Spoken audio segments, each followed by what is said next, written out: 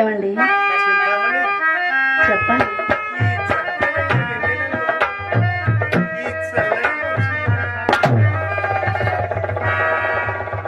ఏమిటది? ఏదో తడినట్టుగా అనిపిస్తుంది.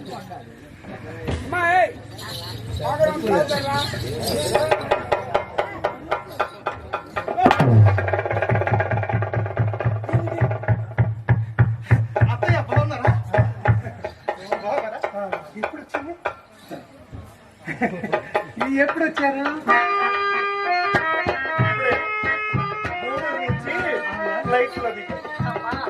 మీ అల్లుడిగా చాలా బాగున్నావు నాయన? బాగున్నాను అత్తయ్య. ఏ వేళ పడదామని మళ్ళీ వచ్చావు నాయన? ఈసారి ఖచ్చితంగా పని అవుతుంది. మధ్యాహ్నం వరకు ఇక్కడే ఉన్నావు కదా నాయన, మళ్ళీ ఏం ఊడిపడ్డా? లేదు, నిన్న వెళ్ళి పని చూసుకొని వచ్చా. అది అయిపోయిందా? అయిపోయినట్టే. అట్లు దోశలు వద్దు నాయన. అయితే ఏది అయ్యేటట్టుగా ఉంది. అయ్యేటట్టుగా ఉంది. అయిపోద్దా? అయిపోద్ది. ఎప్పటికి అయ్యింది? సాయంత్రానికి. సాయంత్రం వరకు ఇచ్చాడే టైము. కొద్ది పాలు ఇవ్వవే. నాయనా వేడిగా దాంట్లో మిరియాలు పాలే కావాలా, ఇంకా మజ్జిగ కూడా కావాలా? పాలు కొంచెం పసుపు వేసి. అతను పాలే తాగుతాడమ్మా. నిజమే, కొంచెం పసుపు వేసి. ఎట్లా కావాలరా నీకు పాలు? వచ్చేటప్పుడు బంగారం నగ తెచ్చాడు. అది ఖచ్చితంగా పని అవుతుందంటానికి ఆధారం. మచిలీపట్నంలో గెలిట్లానే ఎన్ని సంవత్సరాల నుంచి మోసపోతావా నువ్వు? తెలీదు వీడి సంగతి. పట్టుకోది బందర్ లడ్డులో ఉంటాడు.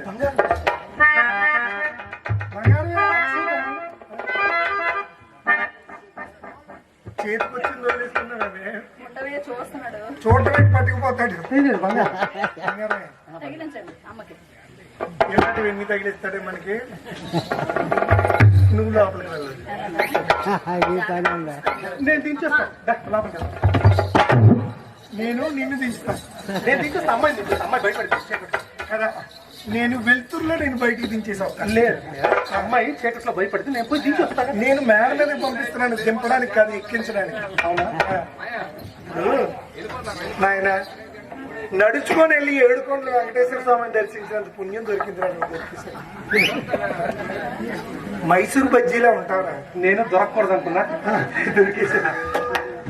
అయితే కాకినాడ కాజాలో ఎంత చూసుంటుందో దేవుడి గొంతులో అంత మధురంగా. తినే కొద్దీ తినాలనిపించేది అది, తినే కొద్దీ వినాలనిపించేది ఇది. అమ్మాయి నాకు అట్లాగే పడింది కదా. ఏదో లోపం లేకపోతే ఎలా పడిపోతుంది? ఇప్పుడు చక్కగా పాడుతున్నావు కదా. రామనవమి వస్తుంది, శ్రీరామనవమి. బయట భజన చేస్తే బోల్ డబ్బులు ఇస్తారు. ఆ భజనకి వెళ్ళి భజన చేసి ఆ డబ్బులు తీసుకుంటాను. అమ్మాయి నేను ఎదురంతా భజన. అమ్మాయి నేను తీసుకుంటాను. ఇప్పుడు అమ్మాయిని పంపించేస్తే నేను తెలియదు ఇక్కడ భజన. రామ్ భజన ఇప్పుడు ఇప్పుడు నువ్వు మంచి గుడిని ఎంచుకో. ఆ గుడి దగ్గరికి వెళ్ళి మంచి భజన చేసుకుని డబ్బులు తీసుకురా. అప్పుడు అమ్మాయి చెప్తాను. కాదు ఇప్పుడు చూడనైనా ఎన్నాళ్ళ నుంచో మా ఇంటి చుట్టూ తిరుగుతున్నావు కదా. నిజమే.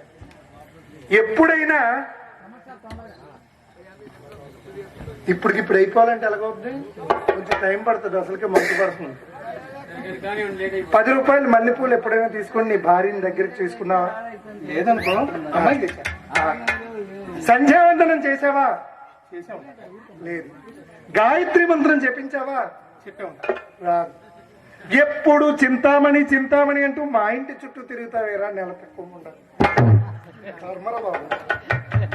కాదు, మీ భార్యను ఎప్పుడైనా చూసావా? నెల తక్కువేం కాదు, 9 నెలలకు కాసావు.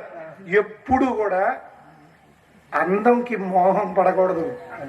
ఈ రంగులు అన్ని తీసేస్తే నీ భార్య కంటే మా అమ్మాయి ఎక్కువ అందం పడి చచ్చిపోలేదు. నాకు అసలు అట్లా కనపడదు. కనబడుతుంది అమ్మాయి, అదే మోహం.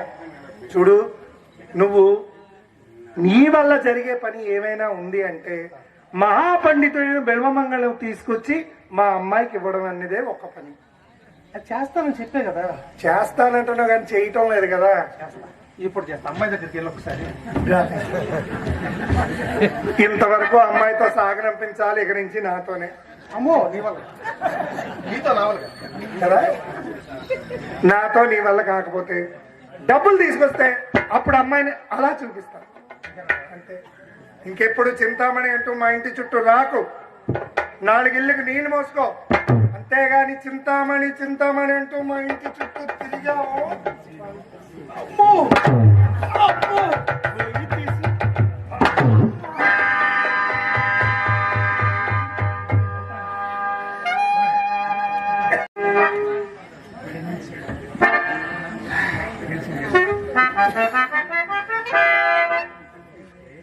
ఓయ్ బ్రహ్మదేవుడా, ఓయ్ బ్రహ్మదేవుడా, నీ బుద్ధి ఇంత బుద్ధి అనేదేమయ్యా.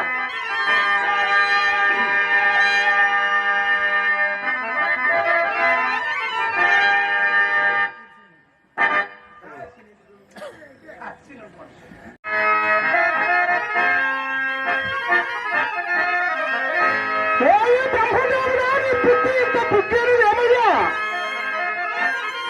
దివ్యస్థలమ్మకు తిరుపతి కొండను, దివ్యస్థలమ్మకు తిరుపతి కొండను కోటి మోగను బాగు కొల్పినావే.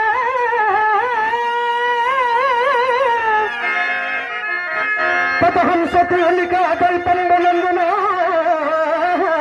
చెడు నల్లని సృష్టి చేసిన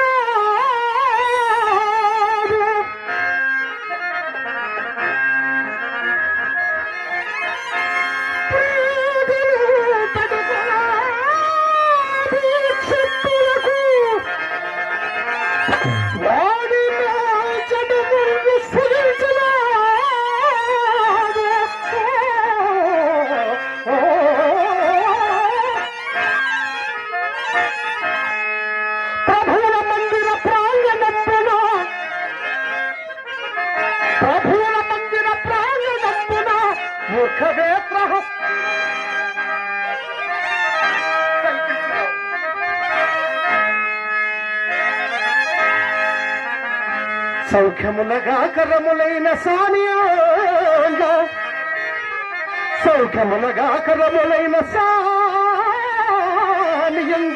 పుటుల నెత్తురు చదివే సమాతలను మహాపిశాచమున ఆపించు